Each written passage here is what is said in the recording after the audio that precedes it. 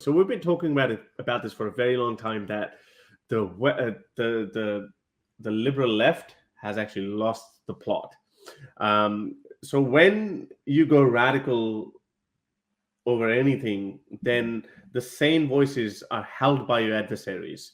And in this case, with all the cancel culture, with the wokeism and the cultural appropriation and all this kind of nonsense, that we should not have expected, that the left should not be the custodian of, but they have become just that.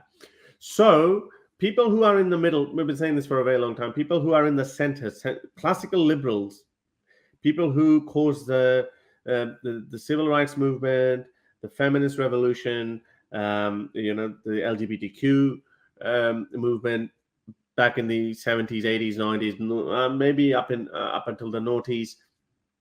Those people are now no longer called the left, and they are, by some of these wokistanis, they're called, you're conservative, you're a far right, basically. You're basically far right. That's what they claim. So what happens? Sure, you can shout the loudest, you can scream in my face, but the world doesn't run according to the pitch of your voice.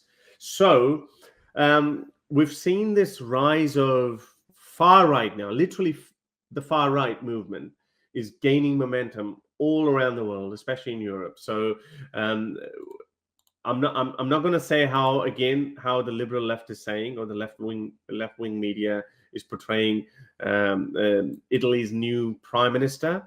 So she's come to power, and they're saying that she is the rightest most leader ever since Mussolini. Now, I don't know about that. I don't know if she's. I to be honest, I seriously doubt it. And this is again the liberal left propaganda that calling her, equating her with Mussolini. Have a listen to this video, and this woman has just come out, and look what she's saying. She is saying something that the liberal left should be saying. So if you don't say the right thing, if you don't say the sensible thing, then someone else is going to control the narrative. And this is, if she's a far right wing leader, I don't know. Well, obviously people are saying that. I'm not that well versed on the Italian politics, but look what she's saying.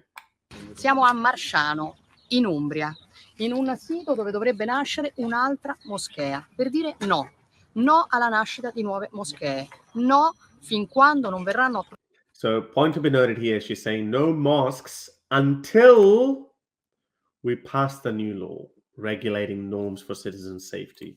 So what are these norms? Trovate le norme che Fratelli d'Italia chiede a tutela della sicurezza dei cittadini. Noi chiediamo che ci sia un albo degli imam, vogliamo sapere chi predica nelle moschee, vogliamo che quelle prediche vengano fatte in italiano, perché qui siamo in Italia e si parla la lingua italiana, così tutti possono capire che cosa.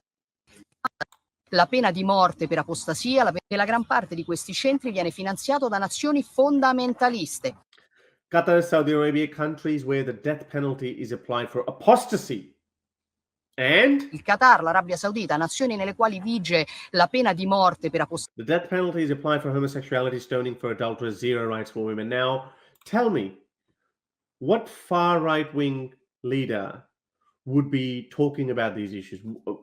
What far right-wing leader would be opposing the death penalty for homosexuals, for adulterers, for apostates like us? This is something that the left-wing media should have been, or the left-wing politicians be saying, yeah? But they don't say that. Why? Because they go mum when it comes to Qatar, Saudi Arabia, or Iran, or all these countries in the name of diversity. So they go quiet on that when they shouldn't. This is exactly what I meant by that. When the left doesn't uphold the liberal values, then someone else is going to talk about them. And how can we call this woman a far right-wing leader when she's speaking about the rights of women, apostates, homosexuals, adulterers, civil liberties? Well, if this is right-wing, well, I'm sorry. Well, then maybe I am a conservative by your standards then. No, I'm not a conservative. I am a liberal. But the so-called custodians of the liberal narrative are no longer liberals. They're busy with their wokeism. They're busy with their cancel culture. They're busy with silencing and appeasing, silencing people like us and appeasing these people who advocate death penalty for apostates, homosexuals, and adulterers. So basically, what is she saying in a nutshell? This is exactly what she's saying. Does that make her a right-wing leader or a right-wing, far right-wing extremist? She says, by the way, I don't know anything about her politics. I think I've heard that, the typical Christian far right-wing narrative, like, oh, we prefer families. Yeah, this is the Christian country. Yeah, okay, all right. Toothless narrative. I don't care about that. It's not going to harm me. They're not going to harm me. What's going to hurt me and people like me or people like Masa Amini are the people that you are too scared to talk about. People who advocate death penalty for people like me or LGBTQ or who insist on putting bin bags over women and kill adulterers. So what is she saying? She's saying we won't allow the construction of any new mosques in Italy until we know who will become the imam. Is that too bad, or is that too inappropriate to demand? Let me tell you something. Where else it happens? Actually, in the House of Islam, in Saudi Arabia, this is exactly what happens. In Saudi, every imam in Saudi Arabian mosques is actually approved by the government or by the board that is approved by the government. So if a country like Saudi Arabia does not allow free for all imams, or you can say whatever you want. By the way, the khutbah, the sermon, the daily or weekly sermon that comes out, that is yelled out in these mosques, that is actually written and approved by the government. But in all these countries, even here in Australia, I've heard these imams in Australia praying to their Allah to destroy the evil West, destroy it, encouraging people to abuse the welfare system because these people have looted money from our countries back in the 20th century under colonialism, etc. So Italy, this Italian prime minister is saying, well, hang on, maybe she didn't know about that, but I'm just saying that her demand is actually not that bad or wrong, because this is exactly what happens in Saudi Arabia. So in Italy and every other Western country, this is exactly what should happen. And also, by the way, this is what happened a couple of years ago in Austria as well. They said the same thing. They passed the same law that you can't have an imam that is not approved by, or you haven't, or you can't put an imam that without notifying us about his religious affiliation, about what kind of views he holds. Okay, what's the second point? Is that what will they say in prayers? Oh, someone's been feeding you information, Georgia. Yes, this is what I just said.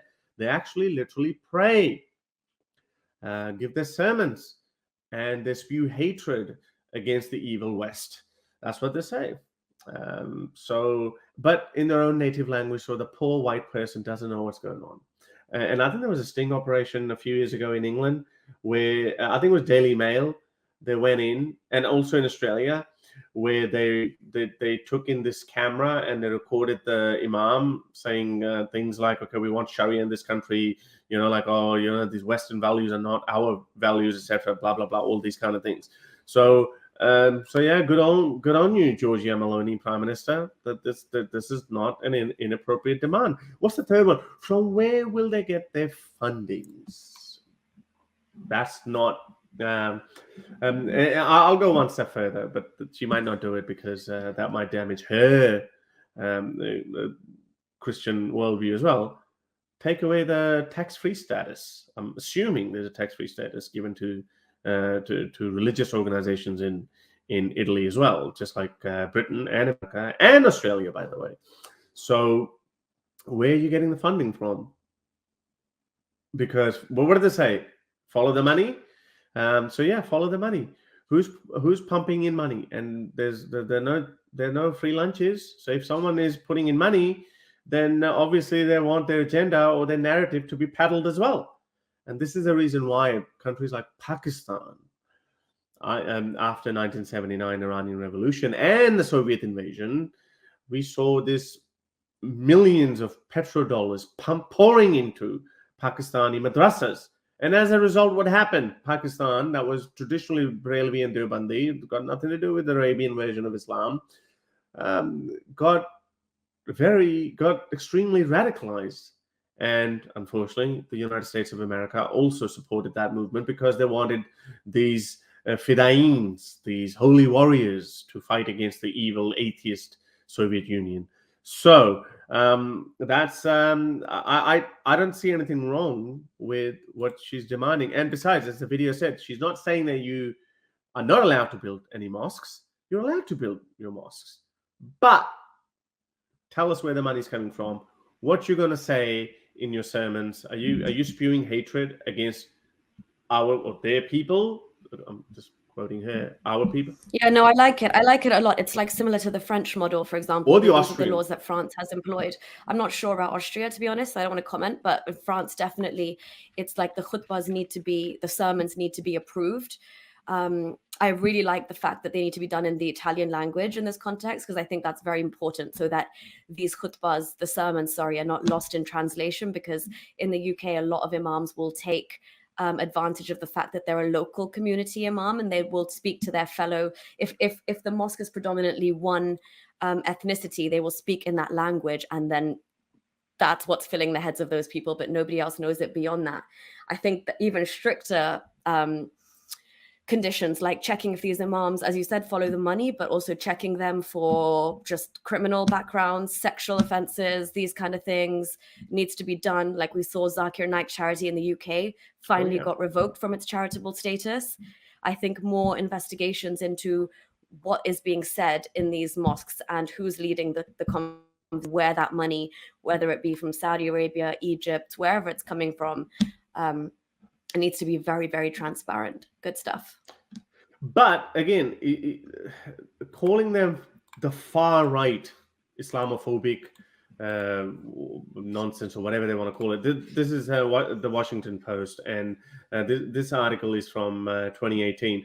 Austria shuts down 7 mosques in what it says it is just the beginning of a crackdown. So what exactly happened with Sebastian Kurz has promised a crackdown on radical Islam on Friday. He announced that his government would shut down 7 mosques and could expel dozens of foreign-funded imams from the country.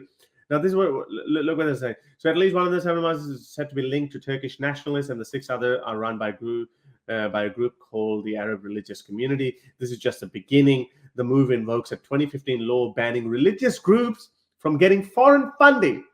This is something the left should be doing, yeah? And the government suspects that as many as 60 imams may need to leave the country. Why? Because what they've been saying. So more than 600,000 Muslims live in Austria, which is home to almost 9 million people. Many of them are of Turkish descent. The current conservative coalition government in Austria gained support as refugees and migrants have poured into Europe in recent years. The government has since promised to restrict immigration into the country. So Turkish government spokesperson Ibrahim Kalin responded to the government's announcement on Friday on Twitter, accused Austrian leaders of ideologically charged practices. Yeah, well, you're pumping in your imams, your dollars, and you're poisoning the very social fabric of the West that you don't agree with. And then he said, are in violation of universal legal principles, social integration policies, minority rights, and the ethics of coexistence. The move was a reflection of the Islamophobic, racist, and discriminatory wave in this country. When again, calling them far right-wing, Islamophobic, blah, blah, blah, it's just absolutely nonsense, because this is something that the left should be doing. What she just said, she said that, Qatar and Saudi Arabia, where women have no rights, apostates are killed, homosexuals are killed, and adulterers are killed. The last I looked, when these things were happening in the West, then the left spoke against it. But why does the left not extend the same courtesy to us brown people? I don't get it. So the roles of right and left are reversed. That sums up what we're saying very well. I thought I'd put that there for you. Well done. It's absolutely reversed. Smashed it. So Yeah. I mean, we're definitely living in a different universe when a far right wing leader, the rightest most leader since the time of Mussolini, is actually speaking for the rights of the LGBTQ and apostates and women. I don't know. I don't know what's going on. Friendly Muslim, he's come back after a very long time. Look at the swag. How would you like to say friendly? Yeah, no, interesting topic on this Italy story. I think there were some interesting points on it. I think I'll probably cover it with you guys next week. But yeah, no, the register, I don't see a problem with that in terms of making sure that people Sex are register registered. and criminal register, yeah? Yeah, no, absolutely. Like priests or anything else like that, safeguarding Mhm. people that are visiting mosques. I've got no issue with that at all. I think But they also, did that in the UK because yeah, that was the what did? first point. Oh, sorry. Did they do that in the UK as well? That you need I to tell think us there what is you're going to be a saying in the. register, and they were making sure that the people, preaching were, not preaching hate, not radicalizing people.